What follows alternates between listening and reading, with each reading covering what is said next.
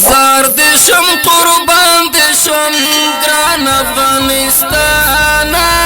ګران افغانستان تمو د ننګونو ګوري ګران پمنګان السلام علیکم ګرانو کتونکو ستړي مشي په دې هیله چې جوړ او روغ بیاس حمزه خپلواک او تاسو د خپلواک تلویزیون ګورئ چارواکي وایي که مرکزی حکومت همکاري ونه کړي سرپل به سقوط شي د سرپل ولایت امنیتي چارواکي وایي د دې ولایت ډېرې برخې د طالبانو په لاس کې دي او په زیاتره سیمو کې فعال حضور لري نو که مرکزی حکومت همکاري ونه کړي لرې نه ده چې سرپل به د طالبانو په لاس سقوط شي اوا خبري اژانس د سرپل ولایت د امنیه قومندانۍ د مطبوعاتي مسؤل نوراغا فیضي له قوله لیکلي په سرپل ولایت کې امنیتي وضعیت لا هم د تیر په څیر دی د امنیتي ځواکونو او طالبانو ترمنځ هره ورځ جګړه نښلي او اوس خلکو ته یو عادي خبره ګرځېدلې نوموړي زیاته کړې په کلیو د ولسوالۍ په اطرافو او د مرکز په څنډو کې طالبان پراخ حضور لري او وخت ناوخته د امنیتي ځواکونو پر پوستو بریدونه کوي د سرپل د والي ویان ذبیح الله اماني هم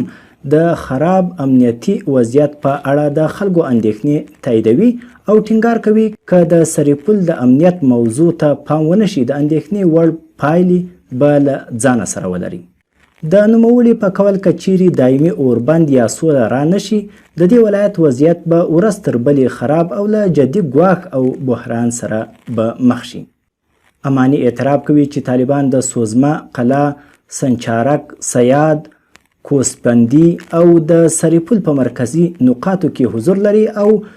کوهستانات ولسوالۍ خو له تیرو څو کلونو راپدې خوا د طالبانو په لاس کې ده د اماني په خبره امنیتي ځواکونو د طالبانو د مقابلې لپاره کافي امنیتي امکانات او مهمات لري او که مرکزي حکومت له ولایت سره همکاري ونه کړي او د طالبانو پر ضد پراخ عملیات پیل نه کړي نو ښایي د سرپل ولایت د طالبانو لاس ته ولویږي ګټلې د دنیا له زوره وروي ازادي بچي د ابدالي بچي